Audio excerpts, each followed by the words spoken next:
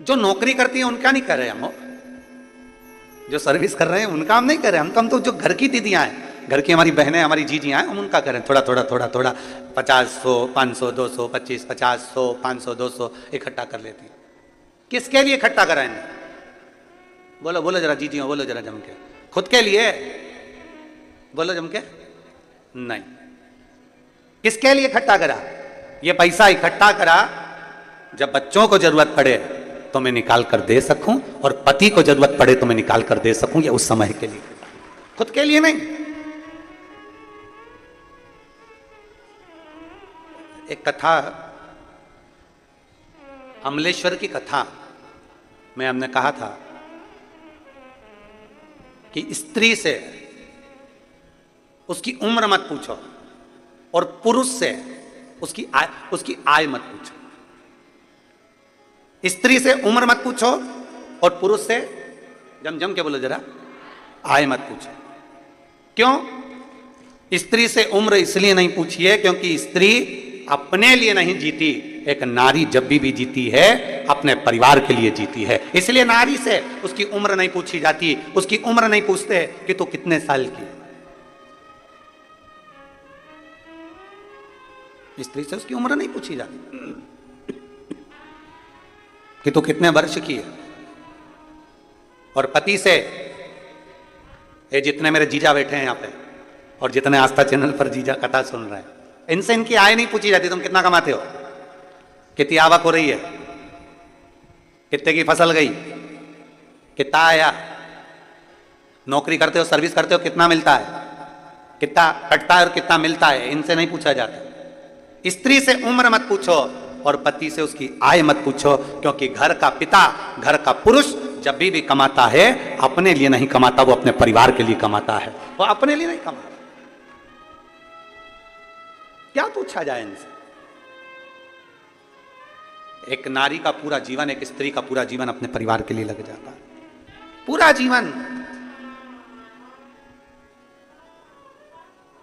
एक पुरुष का पूरा जीवन कमाने में, शुरू से बस कमाना कमाना कमाना कमाना कमाना, और कमाते कमाते कमाते कमाते उसका पूरा जीवन केवल परिवार के लिए हो जाता है, परिवार के लिए। जब उसको पता चलता है कि मेरी पूरी उम्र निकल गई और मैंने इसका भोग ही नहीं भोगा। मधुमक्खी छत्ता बनाती है,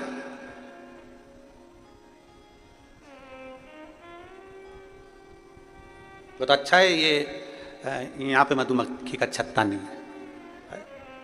एक बार कहीं कथा करने गए थे बिहार साइड में, तो वहाँ मधुमक्खी का छत्ता था।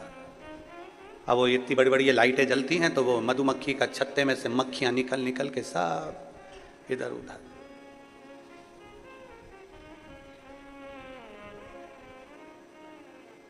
छत्तीसगढ़ सरकार को और छत्तीसगढ़ की प्रशासन को, दोनों को धन्यवाद है, बहुत बहुत साधुवाद, बहुत बहुत साधुवाद। मधुमक्खी अपना छत्ता बनाती है, जगह जगह से पुष्प का रस लेकर आती है और शहद बनाकर तैयार करती है। उसको लगता है मैं खाऊंगी, अब मैं तैयार करा, अब मैं खाऊंगी, अब मैंने तैयार करा, अब मैं पाऊंगी। फिर सोचती है वो, अब मैं खाऊंगी। जीवन बहुत विचित्र है। मेरी जीजियों, मेरे जीजाओं, मेरी बेटियों, मेरे बेटाओं, मेरी माताओं, मेरे भाई, मेरे बंधु, मेरी माताएं, ध्यान रखना, जीवन बड़ा विचित्र है। जब दांत रहते हैं तब खाने को चने नहीं मिलते हैं, और जब चने मिलते हैं तो मुंह में दांत नहीं रहते। पूरा जीवन तो हम संघर्ष में निकाल देते हैं। बस मेहनत करूंगा, अभी थोड़ा कमा लूंगा ना, इसके बाद घर बनाऊंगा, घर बनाऊंगा, एक नंबर का मकान बनाऊंगा, गाड़ी लाऊंगा, ये करूंगा, वो करूंगा। मालूम पड़े घर भी बना लिया, गाड़ी भी लिया है, पर शरीर ऐसा हो गया कि घर तो नंबर 1 का बनाया, पर ऊपर एक बार अगर चढ़ गई तो 3 दिन बाद नीचे उतरी है। फिर क्या मतलब का घर? कई कई माताओं को बड़ा शौक रहता है, बस अपने पति से कहती है अपन एक मकान बनाएंगे, इतनी बारिश होती है ना, कपड़े सुखाने की जगह नहीं अपने घर में। अरे बोलो तो सही है कि गलत है? अपने यहाँ कपड़े सुखाने की जगह नहीं है, अपन एक मकान बनाएंगे और घर में ऐसा ऊपर ऐसा शेड लगा देंगे जहां पर कपड़े सूख जाए, कर जाए, और ऊपर अपन 2 मंजिल का बना लेंगे, बच्चों का कमरा अलग, इस बेटी का कमरा अलग, दामाद अलग, तो ये सब चीज कमरे कमरे बना देंगे, और ऊपर अच्छी व्यवस्था कर देंगे कपड़े वपड़े सूखने की। अब मालूम पड़े बेचारे पति ने हिम्मत कर मेहनत कर कमा कर घर बना दिया, घर के ऊपर कमरे, कमरे के ऊपर छत भी बना दी और छत पे ऐसी व्यवस्था भी कर दी कि कपड़े सूख जाएं। अब मालूम पड़ा जब मकान बनाने का कहा गया था तब उम्र दूसरी थी, और आज जब कपड़े की बाल्टी लेके ऊपर चढ़ी तो मालूम पड़ा 4 घंटे तक वहीं पर बैठी है। भगवान भोलेनाथ, शंभुनाथ, त्रिकालदर्शी, कैलाशी, अविनाशी। इतने में नीचे आवाज पहुंची बहू के पास में, मम्मी क्या हो गया? इतने में मम्मी झरोके में से झांक के बोली, तेरी मम्मी जा रही ऊपर। तुरंत नीचे से बहू दौड़ी दौड़ी ऊपर गई और मम्मी को देखा हालत खराब, मम्मी को पानी वानी पिलाया उसने। जब दांत हैं तो चने नहीं है, और जब चने हैं बोलते जाओ जम के दांत।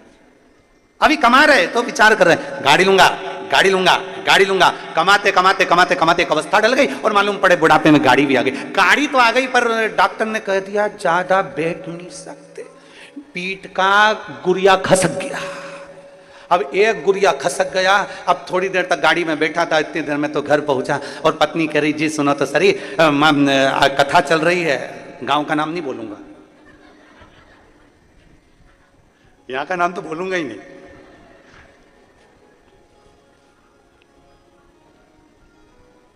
वो तो बहुत समझदार हो तुम, वैसे समझ जाओगे। कथा चल रही है, अच्छा जाना है, अच्छा पर मैं ज्यादा गाड़ी में नहीं बैठ सकता, मेरा गुरिया खसका है।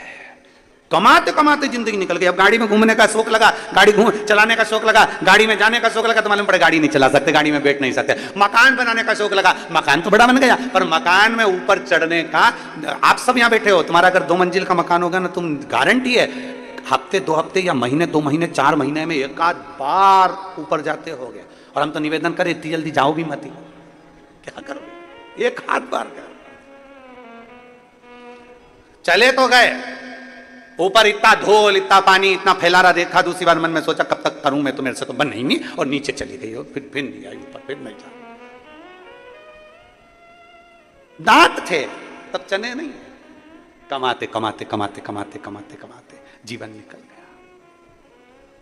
और फिर भी बच्चों ने कहा तुमने हमारे लिए किया क्या? फिर भी कह रहे हैं तुमने हमारे लिए किया क्या?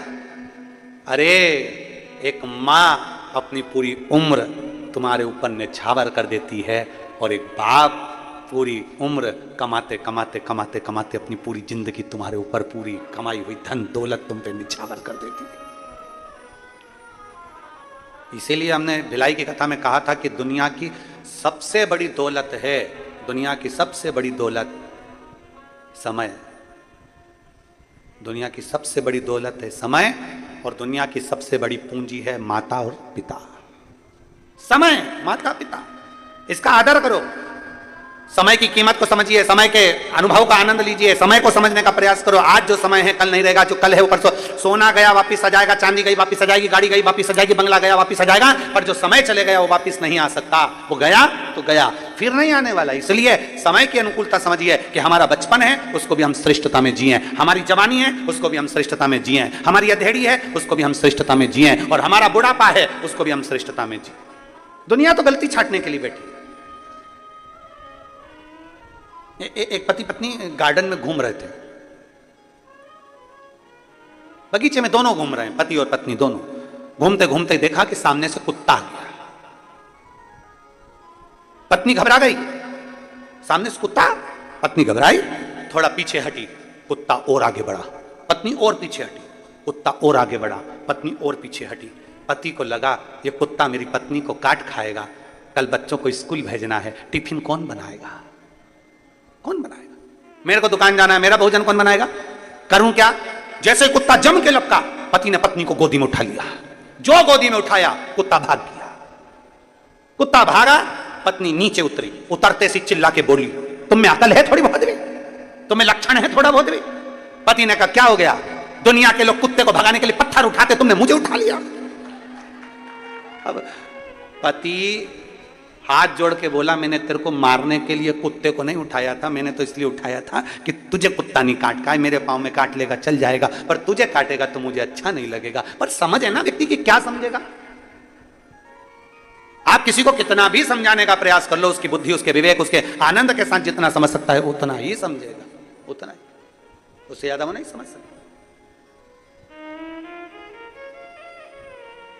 बहुत बहुत कठिन है महाराज। ज्ञानी को समझाया जा सकता है, समझा सकते, अज्ञानी को समझाया जा सकता है। ज्ञानी को समझाना सरल है, अज्ञानी को समझाना सरल है, पर अभिमानी को समझाना दुनिया का सबसे कठिन काम है। आप अभिमान वाले व्यक्ति को नहीं समझा सकते, जिसके अंदर अभिमान भरा हुआ, अहंकार भरा हुआ, मैं और मेरा। लंकाधिपति रावण को कितना समझाया मंदोदरी ने?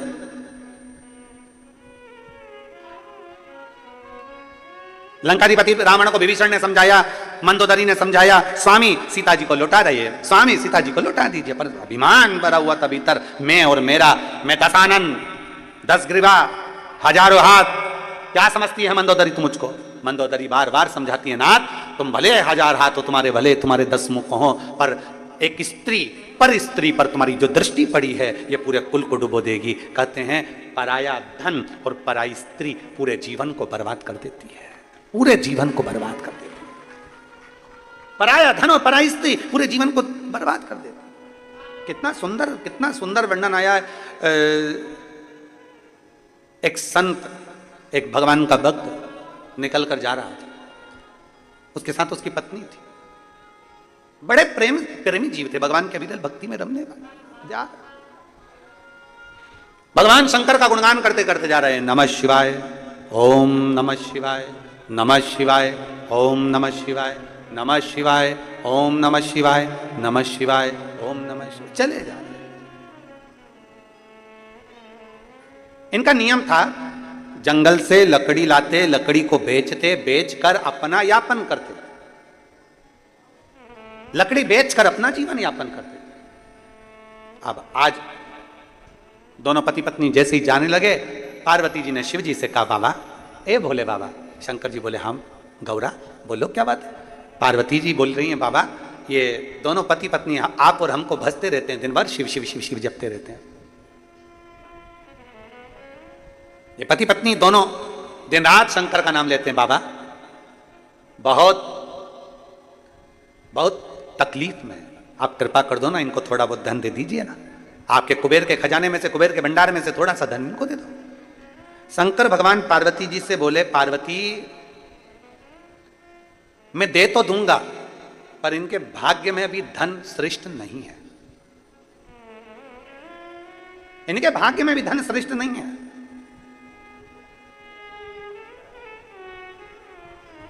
जिसका जितनी किस्मत में होता है, जब भाग्य में होता है तब प्राप्त होता है। जरा विचार करिएगा, कथा मुंगेली में होने वाली थी, डोम लग चुका है, स्टेज बन चुका है, मंच व्यवस्था हो चुकी है, सारी व्यवस्था हो चुकी है, पर पानी कीचड़ सब उस पंडाल में इतना भर चुका था कि पांव रखो और पांव उसमें जा रहा, दब रहा।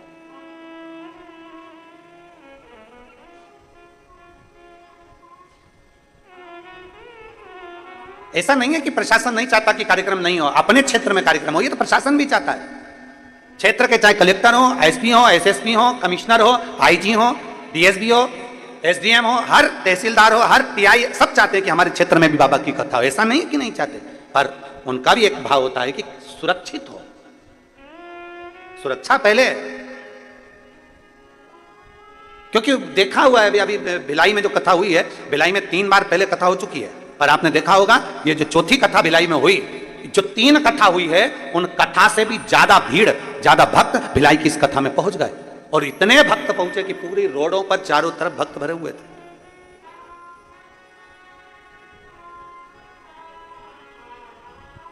अब कथा होना थी उंगली के अंतर्गत, कथा कहीं हो सकता है कि आप आए नहीं और सुबह हो गई, मेरी पूजा की थाली धरी की धरी रह गई। तो वो तराजू होता है ना, तराजू में एक इधर भी वजन रख के देखा जाता है, इधर का भार की इधर का भार। हमें तो लग रहा है छत्तीसगढ़ का कांटा यहाँ था और इधर भी भार देखा गया, तो हो सकता है तुमने पानी ज्यादा चढ़ाया होगा, तराजू उधर डूब गया।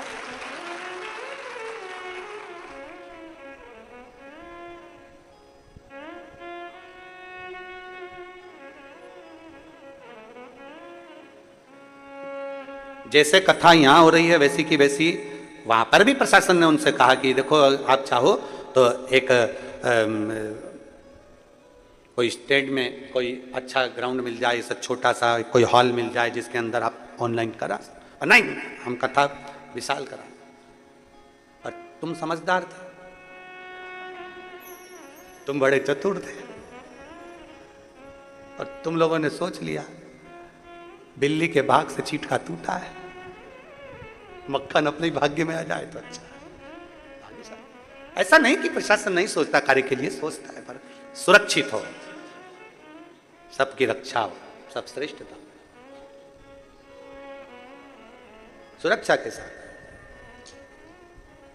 इनकी किस्मत में नहीं है। भगवान शंकर कह रहे हैं पार्वती अगर मैं इसको सोना चांदी दे भी दूं, हीरे पन्ने दे दूं, पर इन दोनों पति पत्नी के भाग्य में नहीं। कैसे नहीं है प्रभु? बहुत साधारण है ये लोग, दे दो ना, थोड़ा सा धन दे दो ना। शंकर भगवान बोले ये दोनों पति पत्नी नहीं ले सकते। मुझे मेरा विश्वास कहता है शंकर की आराधना करने वाला, शंकर की उपासना करने वाला ये दूर रहता, पर धन से भी दूर होगा और पर स्त्री से भी दूर होगा, नहीं ले सकते। पार्वती जी बोली मेरे को तो धन में क्या दो। पार्वती जी ने एक लाल कपड़े में थोड़ा सा आभूषण, माणिक मोती सोना चांदी हीरा पन्ना बांधा और रास्ते में डाल दिया, जहां रास्ते से ये दोनों जा रहे थे। दोनों अलमस्त होकर नमः शिवाय ओम नमः शिवाय, नमः शिवाय ओम नमः शिवाय, नमः शिवाय ओम नमः शिवाय बोलते बोलते जा रहे थे। इतने में पति की दृष्टि उस धन पर पड़ गई। पत्नी थोड़ी पीछे थी, पति की दृष्टि पड़ी धन पर। पति ने देखा किसी का सामान गिर गया है, सोना चांदी। पति ने देखा पीछे पत्नी आ रही है, उसने तुरंत वहीं से मिट्टी हटाई और उस पर धन पे डाल दी।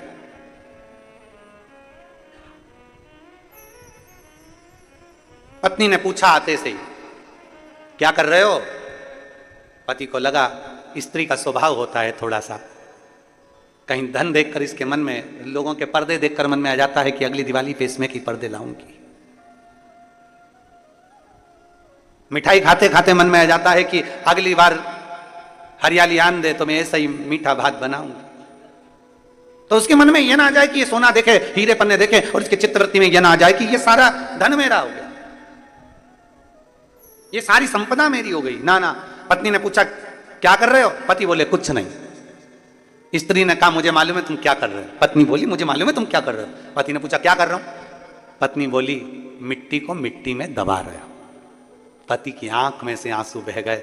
मैं अपनी पत्नी को समझ नहीं पाया, वो जान गई थी ये सोना मिट्टी है, दूसरे की दौलत हमारे लिए धूल की तरह है, दूसरे का धन हमारे लिए धूल की तरह है, दूसरे की संपदा हमारे लिए धूल की तरह है, दूसरे का पड़ा हुआ पैसा हमारे लिए धूल की तरह है। दुनिया के लोग समझ नहीं पाते।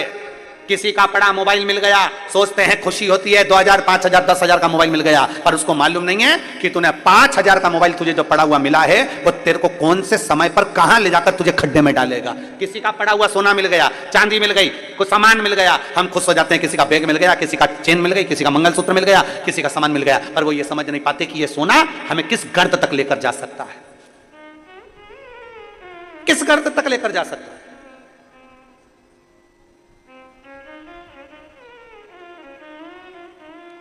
एक शनि की कथा आप लोगों ने सुनी होगी। शनि की धर्मपत्नी ने शनि से पूछ लिया था कि तुम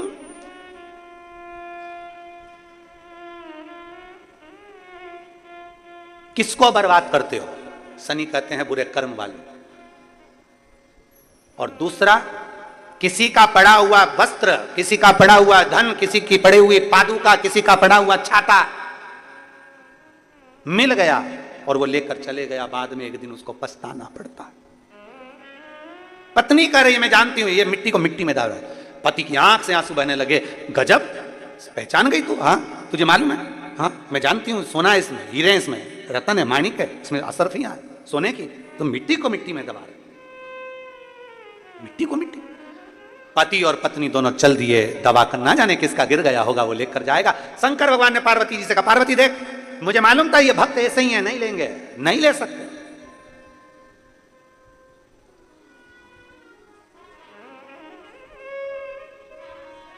दो व्यक्ति होते हैं, एक का सामान चोरी चले गया और दूसरा होता है जिसने चोरी कर लिया। जिसका सामान चले गया वो 6 महीने में, 8 महीने में, 1 साल में वो वापिस चेन बनवा लेता है, वापिस मंगलसूत्र बनवा लेता है, भगवान इतना उसको दे देता है। पर जो चोट्टा होता है ना, वो परमानेंट चोट्टा होता है। वो इतनी बार चोरी कर लिया तो भी वो सेठ नहीं बन पाया, चोर की चोर ही रहा, चोर की चोर रहा। लाखों का सामान चुरा लिया तो भी चोट्टा की चोट्टा ही रहा।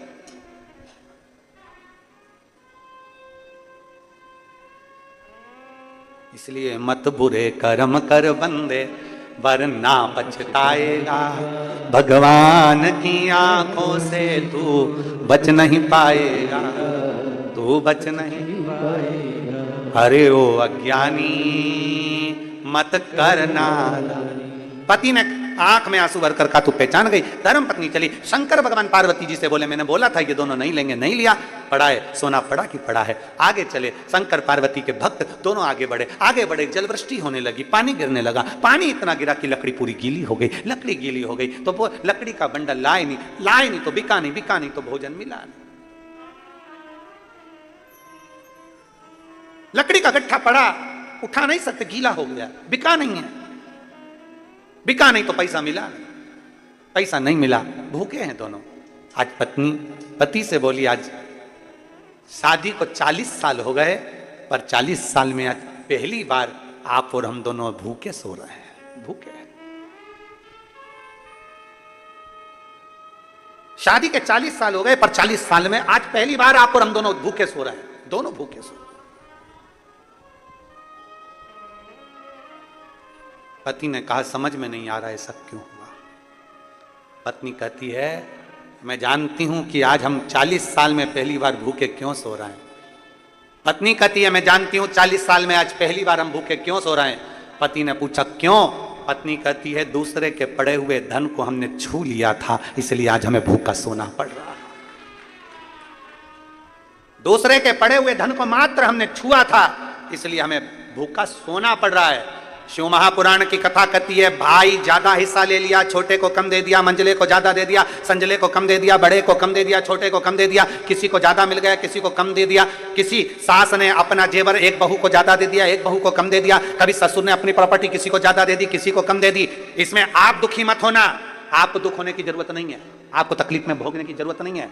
दुख उसको हो जिसने धन को बांटा है। उसने सोचना था कि हमारी गति क्या होना है, उसको सोचना था हमारी गति क्या है। अगर 4 लड़के हैं बराबर का, 4 बेटियां हैं बराबर की, 5 बेटे हैं बराबर का, 5। यहां तक शिव पुराण की कथा कहती है, भागवत जी में यहां तक वर्णन आता है कि यशोदा मैया अपने लाला को जितना माखन देती थी, उतना माखन दाऊ जी महाराज को भी देती थी। मनसुखा आ जाता था, मनसुखा को देती थी। श्रीदामा आ जाता था, श्रीदामा को देती थी। जो आ जाता उसको माखन दे देती।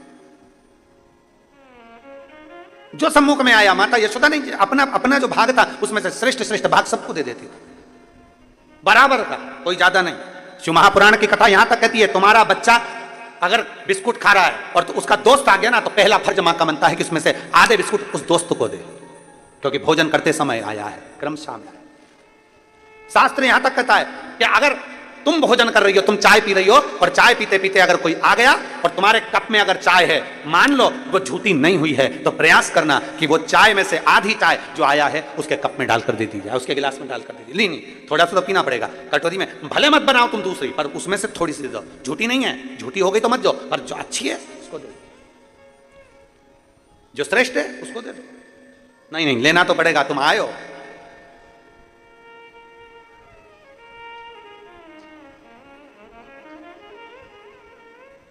भोजन करते समय थाली में बाल आ जाए, भोजन करते समय एकदम खाते खाते गले में मिर्ची लग गई, हिचकी चलने लगे, भोजन करते समय एकदम ठसका लग गया, अटक गया भोजन, पानी अटक गया। रोज प्रतिदिन भोजन में थाली में बाल आ रहा है, प्रतिदिन ठसका लग रहा है, प्रतिदिन अगर तुम्हारे हिचकी आ रही है भोजन करते समय, प्रतिदिन आपके साथ में ये कर्म हो रहा है, तो समझ लेना कि तुम भोजन करते हो, उस समय पर आपके घर का कोई पूर्वज, कोई भूखा या प्यासा जरूर रह गया है, जिसके कारण बस वो हमको भोजन के समय पर बहू को या बेटे को याद करता है।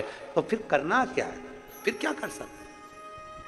हिचकी आ रही है, भले मिर्ची खा ली, मिर्ची ना खा तो भी हिचकी आ गई, ठसका लग गया भोजन करते समय, और रोज लग रहा है, हर 2 दिन में, हर 3 दिन में ठसका आ जाता है। भोजन करते समय हर 3 दिन में थाली में बाल आ जाता है, भोजन करते समय हर 2-3 दिन में थाली में बाल पड़ा हो जाता है, हर भोजन करते समय हमारे को कुछ ना कुछ हिचकी चलने लगती है। हर 2-3 दिन में अगर ये क्रम हो रहा है तो समझ लो हमारा कोई पूर्वज, हमारा कोई पितर, हमारे घर का कोई पूर्वज जो है कि नहीं है, वो हमारे को कहीं ना कहीं से भूखा है और भोजन का भाग मांग रहा है। फिर एक प्रयास करके देखो, फिर एक प्रैक्टिकल करके देखो, फिर एक प्रयास करो। चावल की छोटी सी एक कटोरी, उस कटोरी में धान भर लीजिए चावल, उसमें एक लौंग और एक बेलपत्र, बस ये रख लीजिए। जो हंडा होता है घर में, पानी का मटका होता है, पितरों का जो स्थान होता है जहाँ पानी पीते हैं अपन, मटका, हंडा, टंकी, बाल्टी, जो भी हो। आजकल तो लोग आरओ लगा लिए हैं तो नीचे भी तो मटका रखते होगे, हंडा रखते होगे, टंकी रखते होगे, उसी के पास में वो कटोरी रख दीजिए। 14 की रात्रि, अमावस्या के दिन उस कटोरी का चावल, बेलपत्र, ये सब शिव मंदिर के अंदर आप कोई भी एक स्थान पर, कोई दोने के अंदर रखकर या कागज के अंदर रखकर, शिव स्थान पर, शंकर के मंदिर में शिवलिंग को केवल स्पर्श कर कर जमीन पर ही उसको कागज में या दोने में, उसको जहां जलाधारी होती है वो जलाधारी के पास में गणेश वाले स्थान पर, गणेश वाली जगह पर उसको रख दे। गणेश वाली जगह, फिर समझिएगा, ये शिवलिंग, जलाधारी, ये जलाधारी का चरण जहां से पानी बहता है, सीधा हाथ सीधी तरफ पर गणेश जी का स्थान होता है, लेफ्ट में कार्तिकेय का स्थान होता है, बीच में अशोक सुंदरी का स्थान होता है। शंकर का शिवलिंग, शिवलिंग के ऊपर जो जलाधारी लगी होती है, जलाधारी में से एक एक बूंद जो पानी नीचे गिरता है, ये शंकर भगवान की 5 लड़कियों का स्थान होता है, जया, विषहरा, शामली बारी, दौतली, देव। शंकर जी की 6 नंबर की लड़की का स्थान बीच में होता है जिसका नाम है अशोक सुंदरी। ऐसा स्थान, और ये पार्वती जी का हस्तकमल हो गया, शंकर का स्थान हो गया। तो जब हम वो अन्न रखते हैं, जब हम चावल और एक बेलपत्र और एक लौंग जो रखते हैं, वो हम गणेश जी वाले स्थान के साइड में रखते हैं, नीचे की ओर रखते हैं उसके स्थान। कई लोग एक प्रश्न करते हैं, गुरुजी आज सावन की शिवरात्रि, हम रात्रि को पूजन करेंगे 7 बजे शाम को ऑनलाइन, तो हम मट्टी के शंकर जी बना रहे हैं तो क्या हम नंदी बनाएं, हम शंकर जी बना रहे हैं तो क्या हम गणेश जी बनाएं? नहीं, केवल शंकर भगवान का शिवलिंग बनाइए, बड़े प्रेम से जलाधारी बनाइए। हमने पहले भी कहा कि इसमें सारे देव अपने आप विराजमान हैं। आप जब अभिषेक करेंगे तो उसमें सब देवों का अभिषेक अपने आप हो जाएगा, सबकी पूजा। हाँ, पूजन के सामान में 3 सुपारी लिखाई है, उसमें से 2 सुपारी में से एक गणेश जी, गोरा जी अपन बनाएंगे, उसका पूजन करेंगे, और 1 सुपारी से अपन संकल्प छोड़ेंगे। शिव आराधना में शास्त्र कर रहा है, शिव महापुराण वर्णन कर रही है।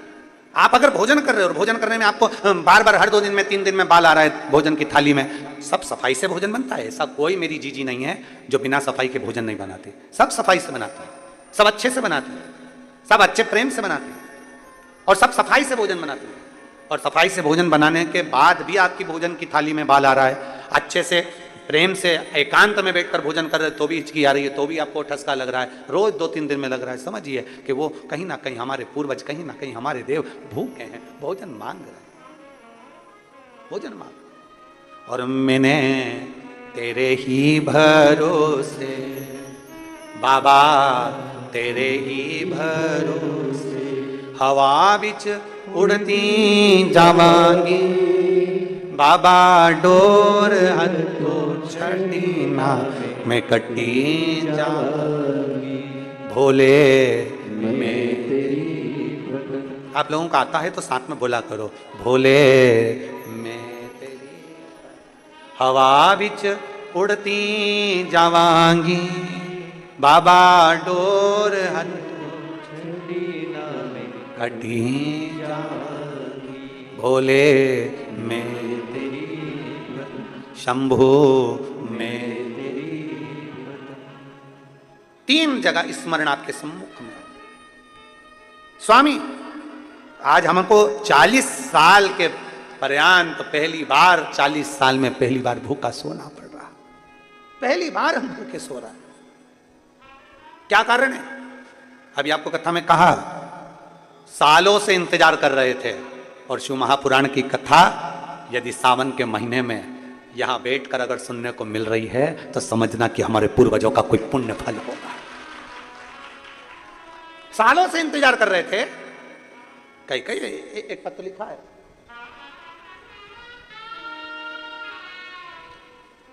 श्रीमती रीतू गुप्ता, राजनांदगांव, छत्तीसगढ़। मेरा मोबाइल नंबर ये है, आप ही हैं, हाथ हिलाओ जरा एक बार। श्री शिवाय नमस्तु। गुरु जी प्रणाम, सरप्राइज गिफ्ट के लिए धन्यवाद। आ जाओ, एक बेलपत्र ले जाना, आ जाओ, आ जाओ। भोलेनाथ ने सावन के महीने में,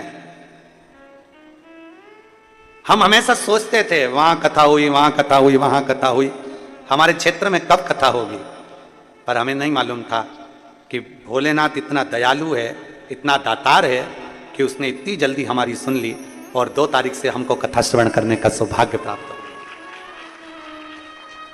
एक लाइन अच्छी लिखी है, अरे लुटा दिया भंडार काशी वाले ने, कर दिया माला माल काशी वाले ने। ये शिव की कृपा। इन्होंने लिखा कुछ तो पुण्य हमने किए होंगे और कुछ पुण्य हमारे नगर के लोगों ने किए होंगे जो ये कथा हमको मिली है। ये शिव कृपा की नहीं। आ जाओ, आ जाओ।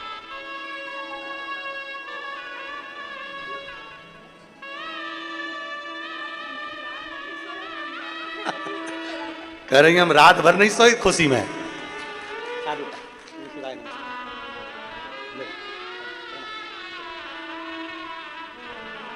एक शिव के प्रति एक भाव। शिव महापुराण की कथा कथी कई पुण्य उदय हुए होंगे, कई पुण्य प्रबल हुए होंगे, कई पुण्य हमारे प्रखर हुए होंगे जो ये मिली। और यहां शास्त्र कह रहा है पत्नी पति से कर रही है, 40 साल में अगर पहली बार हम भूखे सो रहे हैं तो इसका क्या कारण हो सकता है? क्या कारण है? सोचिए जरा, अपने पुण्य को और पाप को दोनों को गिनना चाहिए कि हमने क्या करा, क्या किया होगा। 40 साल में आज पहली बार हम दोनों भूखे सो रहे हैं, इसका कारण क्या हो सकता है? इसका क्या?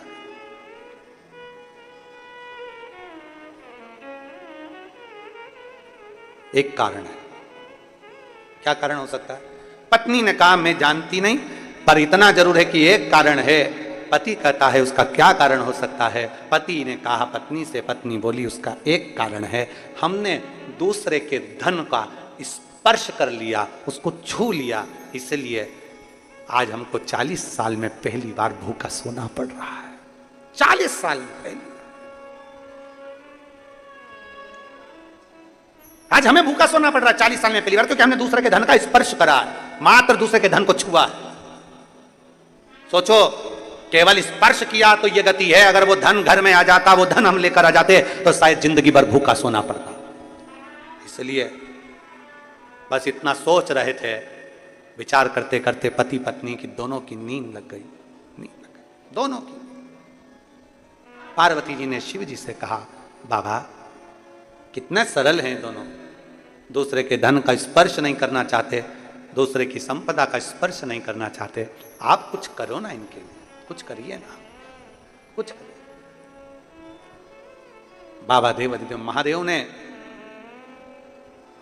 तुरंत पार्वती से कहा, पार्वती चिंता ना करिए, चिंता ना करिए, श्रावण का महीना आएगा, जंगल में इनको लकड़ी नहीं मिलेगी, भूलवश एक बेलपत्र के वृक्ष के नीचे बैठेंगे, छांव का पानी से बचने का प्रयास करेंगे, वहीं पर पड़ी हुई मिट्टी से ये शिवलिंग का निर्माण कर लेंगे, और शिवलिंग का निर्माण कर लेंगे तो उसी जगह पर मैं प्रकट होकर इनको दर्शन देकर इनको भंडार कर दूंगा, उसी स्थान पर। श्रावण के महीने में हमने पहले भी कथा में कहा, आज फिर कहते हैं, जितने आस्था चैनल पर कथा सुन रहे हो, जितने फेसबुक यूट्यूब पर कथा श्रवण कर रहे हो, ऑनलाइन जितने शिव भक्त पवित्र कथा का रसपान कर रहे हैं श्रावण के महीने में, आज 2 अगस्त से श्रावण की शिवरात्रि के दिन जो कथा का लाभ, पहले दिन की कथा का श्रवण कर रहे हैं, उन सबसे निवेदन करेंगे, बन सके अपने जीवन में श्रावण के महीने में भूल से भी अगर पार्थिव शिवलिंग का निर्माण हो जाता है, भूलवश भी हम शंकर के पार्थिव लिंग का निर्माण कर लेते हैं, तो वो जीव कहीं ना कहीं सुख प्राप्त करता ही है, उसका फल उसको मिलता है, वो सुख मिलता ही है। बोल बम का नारा है। किसी से डर के बोल रहे हो क्या? तो फिर आवाज खोलकर बोलो, हम भी तो बोल रहे हैं।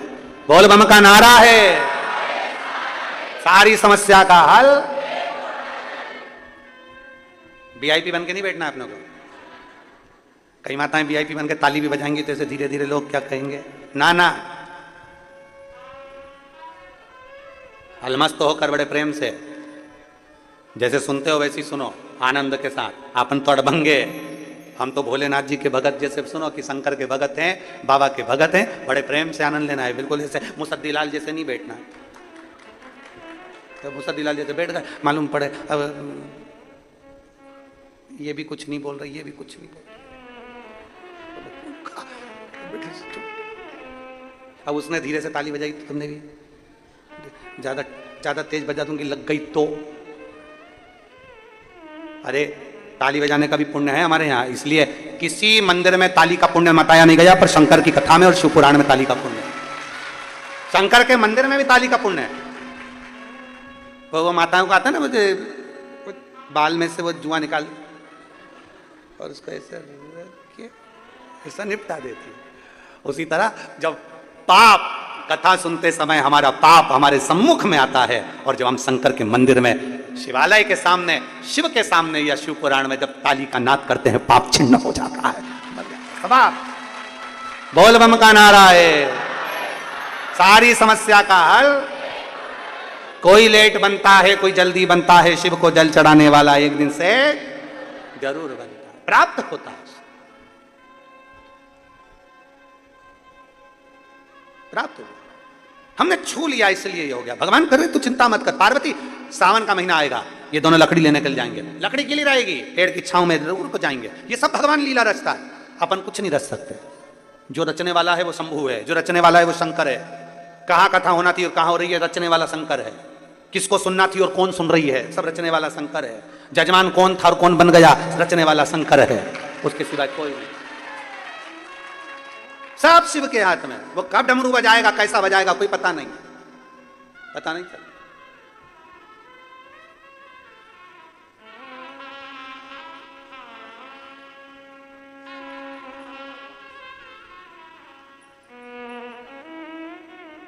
अभी हम इधर से आ रहे थे तो एक माता जी बूढ़ी बूढ़ी सी और एक माँ और थी, दोनों।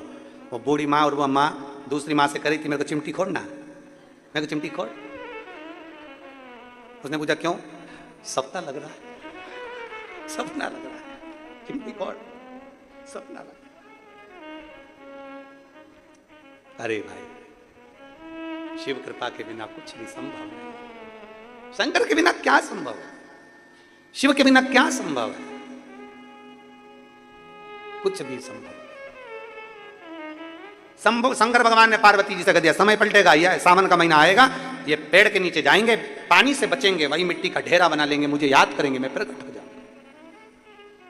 आज पूरे देशवासियों को, और देश में नहीं विदेश में बैठे हुए भी सारे शिव भक्तों को आज मौका मिला है पार्थिव शिवलिंग निर्माण करने का।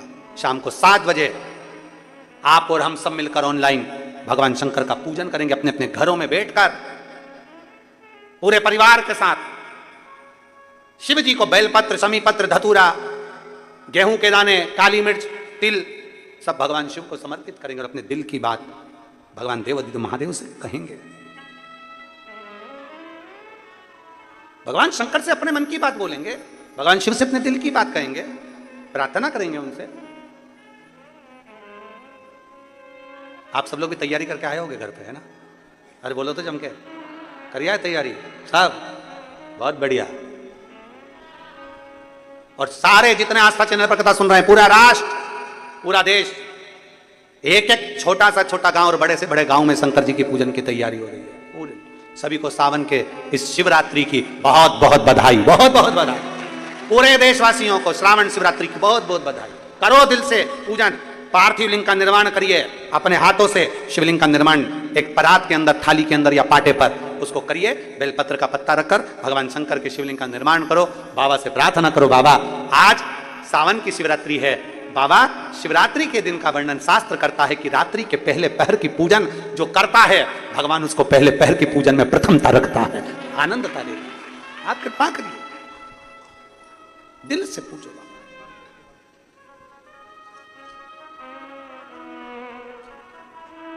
धीरे धीरे समय निकल गया दोनों पति पत्नी का। सावन का महीना आ गया, और सावन का महीना आया,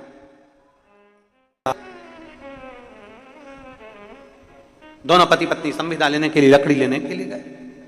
अब लकड़ी लेने तो चले गए, पर जल वृष्टि इतनी, जो रचा था परमात्मा ने वो होकर रहता है। भगवान जो रचता है वो होता है। तुम कितना भी सोच लो, आप कितना भी सोच लो कि आपके अनुसार हो जाए, नहीं हो सकता। फिर कहेंगे कितनी कितनी व्यवस्था वहां करी गई, सोचा कितना गया, कितना लोगों ने अपना अपना, कोई ने रिजर्वेशन कराया, कोई ने कुछ कराया, कोई ने व्यवस्था कराया, सोचा अपना, कहां होता, अपने सोचे से नहीं। वो लिखने वाले ने जो लिखा है वो होता है, अपने सोचे से नहीं हो सकता कभी भी, कभी नहीं। और प्रभु कृपा, उदारता, करुणा, दोनों पति पत्नी बेलपत्र के वृक्ष के नीचे जाकर, बरसते पानी में बहुत पानी गिर रहा था, उसके नीचे जाके खड़े हो, बेलपत्र वृक्ष के नीचे। हमने पहले भी कथा में कहा, भूलवश भी अगर बेलपत्र के वृक्ष के नीचे से व्यक्ति निकल कर चले जाता है तो उसका ना जाने कितना कितना अश्वमेध यज्ञ का फल उसे प्राप्त हो जाता है, ना जाने कितने अश्वमेध यज्ञ का फल उसे, अगर वो गया है बेलपत्र के नीचे। इसलिए आप लोगों से निवेदन है, वृक्ष जरूर लगाओ। प्रकृति को, पृथ्वी को हरा भरा करना है आपको और हमको। और सावन महीने में प्रयास करो कि एक वृक्ष बेलपत्री का जरूर लगाया जाए। करोगे प्रयास? पक्का करना चाहिए। सावन महीने में एक वृक्ष बेलपत्री का जरूर लगाओ और उस वृक्ष की देखरेख भी करो जिससे वो वृक्ष बड़ा हो जाए। ऐसा वृक्ष मत लगाना कि तुमने लगाया और 4 दिन बाद बकरी खा जाए। फोटो तो अपना खिंच जाता है पेड़ के साथ और पेड़ को खा जाती बकरी। वो फोटो कोई नहीं खींचता कि पेड़ बकरी खा गई। फोटो वो खिंच जाता है कि हमने पेड़ लगाया, हमने वृक्ष लगाया, वृक्षारोपण हुआ। पर वृक्ष लगाओ, मना नहीं है, पर वृक्ष लगाने के साथ में एक प्रण होना चाहिए कि उसकी रक्षा भी हम करें, उसकी रक्षा भी करें।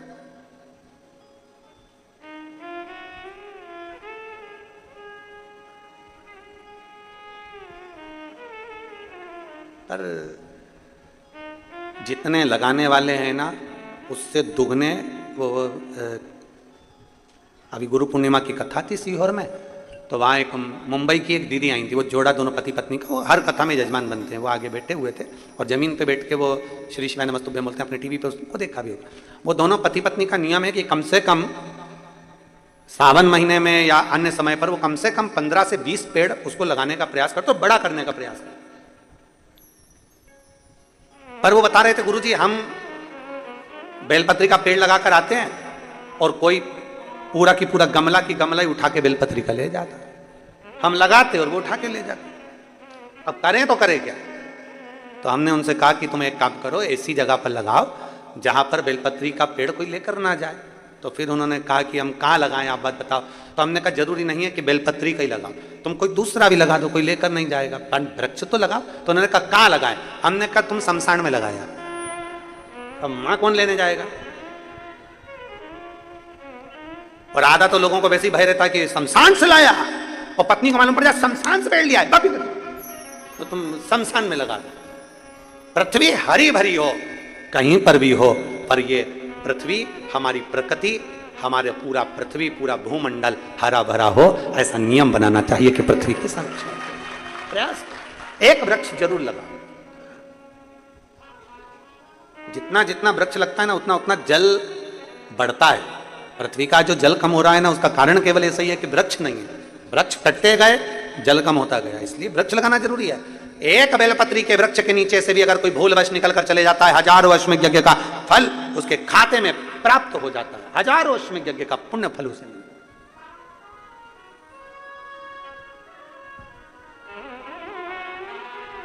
हमसे कई लोग कहते हैं, गुरुजी कोई शिव भक्त बोल देता है तो उसकी वाणी प्रबल क्यों हो जाती है, प्रखर क्यों हो जाती है, क्यों? ये बेलपत्र होता है ना शंकर जी पे चढ़ा हुआ, इस बेलपत्र को जब आप खाते हैं, शंकर पर चढ़ा हुआ बेलपत्र जब आप खाते हैं, उदर में वो बेलपत्र जब जाता है, दुनिया के लोगों को लगता है कि हमने औषधि खाई है।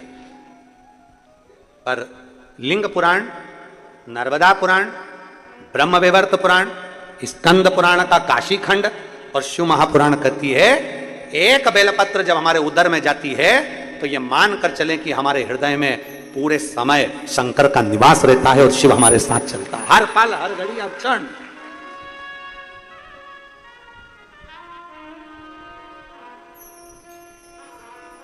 हर पल हमारे साथ शिव है। और मेरे भोले तेरा सहारा है, मेरे भोले तेरा सहारा है, मेरी नैया का तू किनारा है, मेरी नैया का तू किनारा है। हर पल हर घड़ी हर क्षण शिव तुम्हारे साथ में चले, शंकर तुम्हारे साथ चले। हमारा विश्वास हमारे साथ चलना चाहिए। हम जब इस व्यासपीठ के पास में आते हैं तो हमारा सीहोर का कंकर और सीहोर का रुद्राक्ष दोनों साथ देवादिदेव महादेव के साथ में चलते हैं। उसकी आराधना, पूजन, अर्चना, स्मरण नित्य प्रति। और एक तो हमारी पोथी में रखा ही रहता है,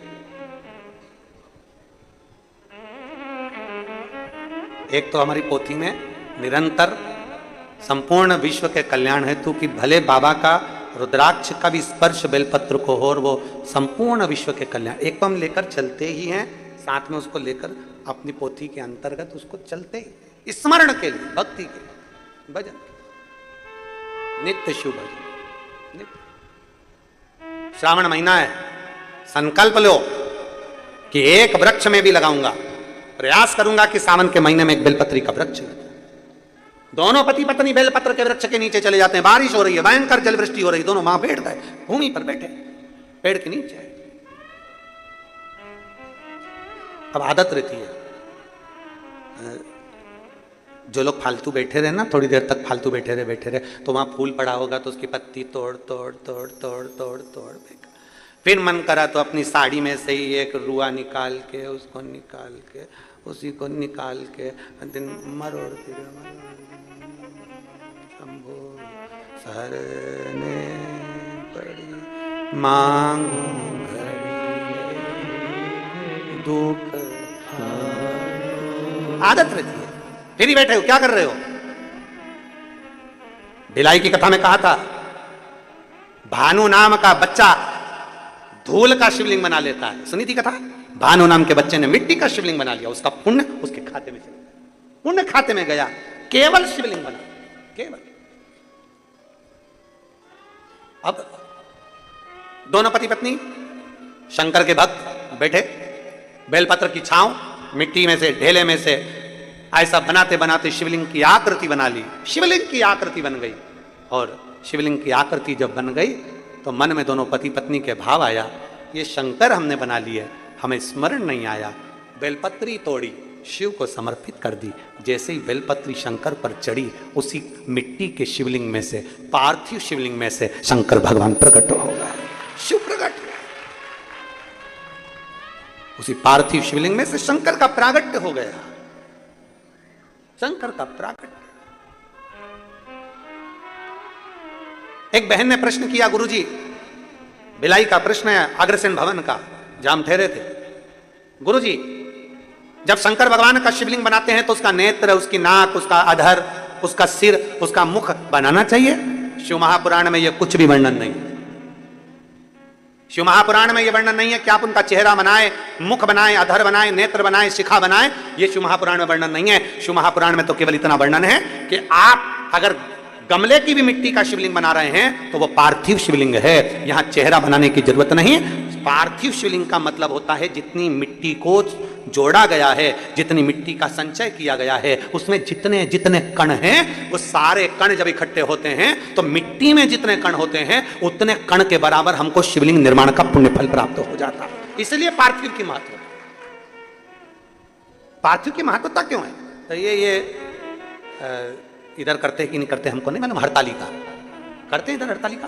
तो हरतालिका जब करते हैं तो हरतालिका में बालू, मिट्टी का, बालू का या मिट्टी का शिवलिंग बनाते हैं। क्यों बनाते हैं? ये माताएं बालू का शिवलिंग, मिट्टी का शिवलिंग क्यों बनाती है? उसका कारण, सोमवार का 16 सोमवार करते हैं तो बालू मिट्टी का शिवलिंग बनाते हैं, 16 सोमवार कर रहे हैं तो मिट्टी का शिवलिंग है, हरतालिका कर रहे हैं तो मिट्टी का शिवलिंग है, अन्य पूजन कर रहे हैं तो मिट्टी का शिवलिंग का मतलब है छोटा छोटा कण कण कण कण, उसको पानी में मिलाकर इकट्ठा करा जाता है, फिर शिवलिंग का निर्माण करा जाता है। मतलब ढेर सारे हजारों शिवलिंग हम एक साथ पूजन नहीं कर सकते, तो पार्थिव बना लेते हैं तो उसमें कण कण कण कण ढेर होते हैं, तो हजारों शिवलिंग का फल हमारे खाते में प्राप्त हो जाता है, हजारों शिवलिंग का।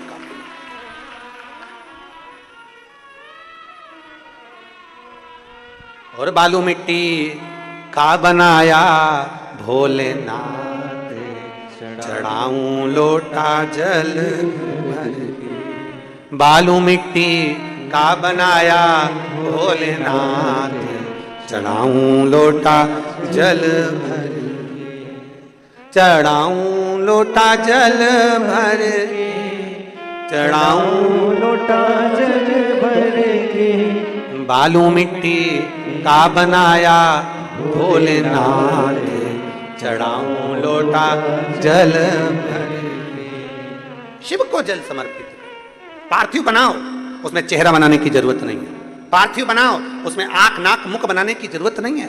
पार्थिव बनाओ, उसमें नंदी भी बनाने की जरूरत नहीं है, क्योंकि नंदी के रूप में तो आप और हम शंकर के चरणों में 24 घंटे पड़े हुए हैं। पार्थिव बनाओ, जलाधारी बनाओ, शिवलिंग बनाओ, उसका पूजन कर लिया, शिव स्वीकार कर लेते हैं, स्वीकार।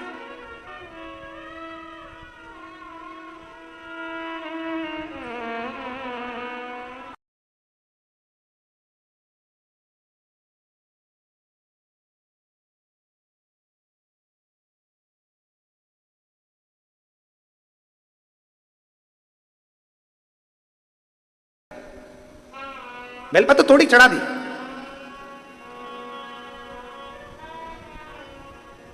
शिव जी पे समर्पित कर दी। एक बेलपत्र में इतना बल होता है कि 64 योगनियां, 33 कोटि देवताओं की धर्म पत्नियां, देवियां, 64 योगनियां, देवियां, सारी सिद्धियां, निधियां, सब बेलपत्र के इस पत्ते के दोनों पत्ते और पत्ते के बीच में जो डंडी होती है, जो बची हुई जगह होती है, सारी निधि, सारी सिद्धि और सारी देवियों का स्थान होता है।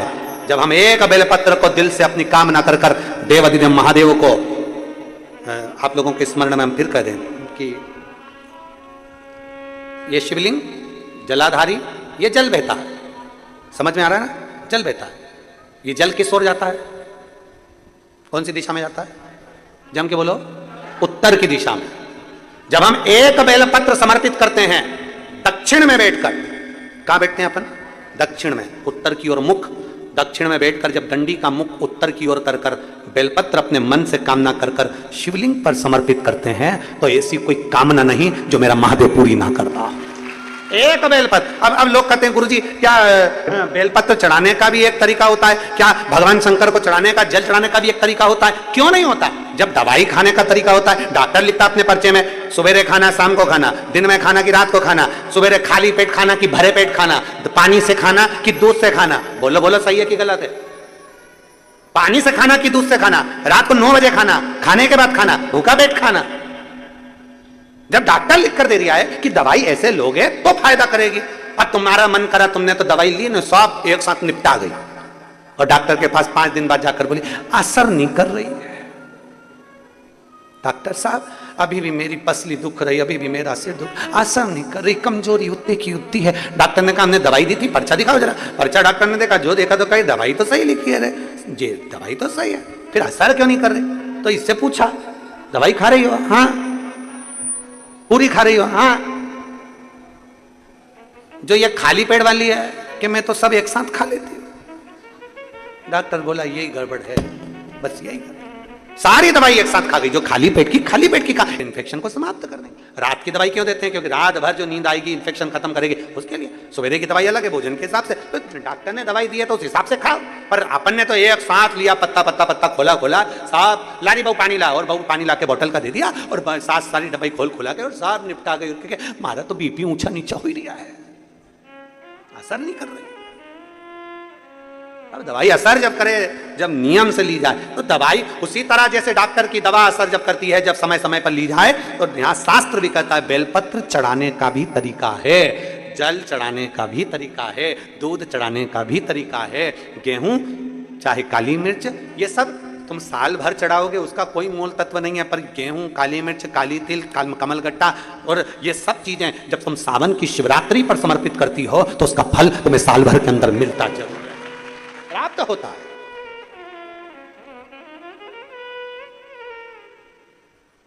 तो मिला, ऐसा नहीं कि नहीं मिला। पिछले साल तुमने चढ़ाया था गेहूं तो कथा मिली कि नहीं मिली? आई कि नहीं आई कथा?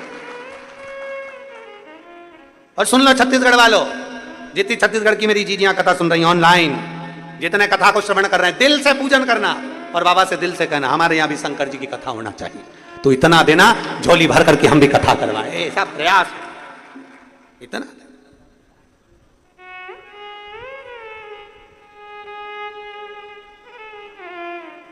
उसके बिना नहीं हो सकता, उसके बिना नहीं। एक बेलपत्र में वो बल है जब हम समर्पित करके दिल से, हृदय से, चित्त से बाबा को समर्पित करते। हम 2 बेलपत्र प्रतिदिन, हमारी जो कथा होती है, कथा में हम 2 बेलपत्र उसमें से इसमें अपनी पुस्तक में रख लेते हैं, पर्चा डाल देते हैं, इसको पूरा बंद कर देते हैं। जब सवेरे पाठ करने बैठते हैं बेलपत्र निकाल लेते हैं, पाया, बाबा का भजन किया, स्मरण किया, अपनी भक्ति में एक ऊर्जा। हम कहेंगे शुगर का कितना भी मरीज हो, इंसुलिन लेने वाला भी अगर शुगर वाला है और उसको इंसुलिन लग रही है, तो हम उस तक से कहेंगे थोड़ा बेलपत्र शिवजी पे चढ़ी हुई कुंदकेश्वर महादेव का नाम लेकर खाना चालू करो। धीरे धीरे धीरे धीरे 2, 3, 4 बेलपत्र खाने की आदत डालो। नहीं खाते बन रहा है, मुंह में छाले आ जाते हैं या मुंह तरह तरह से बन जाता है, तो सुखा के बेलपत्र को चूरा बनाओ, कुंदकेश्वर महादेव के नाम से थोड़ा सा वो चूरा पानी के साथ निगल लो या गोली बनाकर निगल लो। उसका फल 15-20 दिन तक लगातार खाओगे। 15-20 दिन के बाद में डॉक्टर से जांच कराना, इंसुलिन तुम्हारा कम होते चले जाएगा और एक दिन बंद हो जाएगा, तुम्हें इंसुलिन लेना नहीं पड़ेगा। शुगर तक, बीपी, थायराइड, कैसा भी है बीमारी है, बेलपत्र बेलपत्र है, एक पत्र है।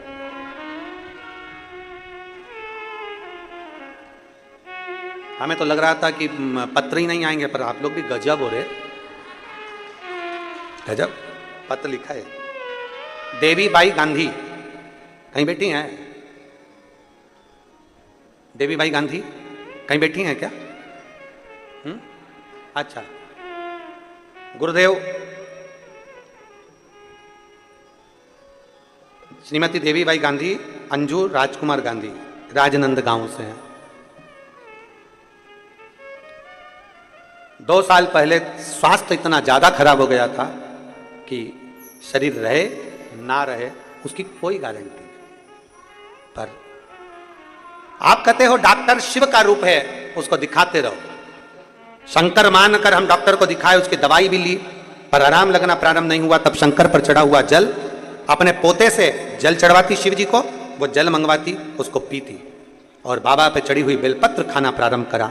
आज मेरे बाबा की कृपा से जितना जितना रोग था, मेरे बाबा ने सारे रोग समाप्त कर दिए और मुझे ठीक कर दिया। मैं बाबा को यह धन्यवाद देने के लिए, मैं स्वस्थ हूं। एक शिव भक्ति विश्वास के साथ आइए, बेलपत्र लेकर आ जाओ। एक शिव भक्ति विश्वास के साथ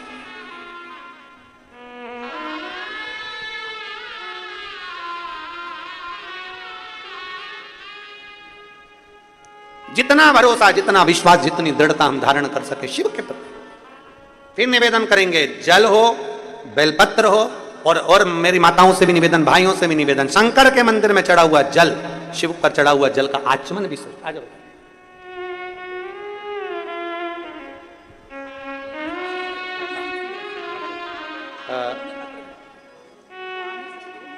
इनके सासू जी हैं, 86 वर्ष के हैं, वो यहाँ आए नहीं है, परंतु पत्र उन्होंने भेजा है, उनको हमारी तरफ से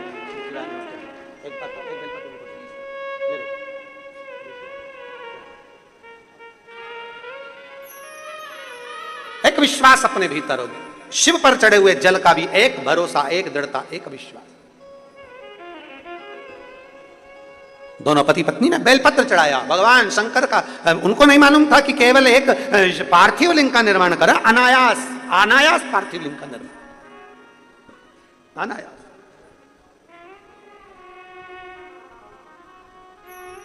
और पूरे देशवासियों से निवेदन है, पूरे देशवासियों से, भूलवश भी वो दोनों पति पत्नी से पार्थिव लिंग का निर्माण हो गया था तो शंकर ने उन पर कृपा कर दी थी। आज आपको और हमको सावन के महीने में शिवरात्रि पड़ रही है। आज 2 अगस्त को शाम को 7 बजे आस्था चैनल की टीवी चालू करना, मोबाइल चालू करना, ऑनलाइन यूट्यूब फेसबुक आस्था चैनल पर 7 बजे आप और हम सब बैठकर पार्थिव लिंग का निर्माण कर कर पूजन करेंगे।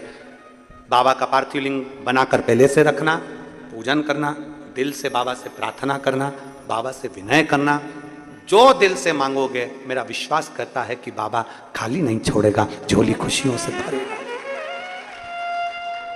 और जब कोई नहीं आता मेरा भोले आता है, जब कोई नहीं आता मेरा बाबा आता है, मेरे दुख के दिनों में वो बड़ा काम आता है, मेरे दुख के दिनों में वो बड़ा काम आता है। एक विश्वास के साथ करिए भजन, एक भरोसे के साथ। पूजन के समय पर चढ़ी हुई बेलपत्र में से एक बेलपत्र अवश्य रख लेना, संभाल कर उसको उठा के रख लो। साल में अगले साल आपसे बात करेंगे कि बेलपत्र का क्या फल है, हम आपसे पूछेंगे। पूजन का कोई सामान नहीं हो तो भी शिवलिंग का निर्माण करो, तो भी करो।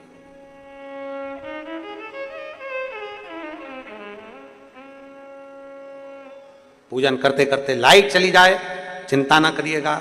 1 लोटा जल और जो सामग्री बताइए वो दिल से श्री शिवाय नमस्तुभ्यं, श्री शिवाय नमस्तुभ्यं, श्री शिवाय नमस्तुभ्यं कहकर समर्पित करो दिल से, सुनेगा।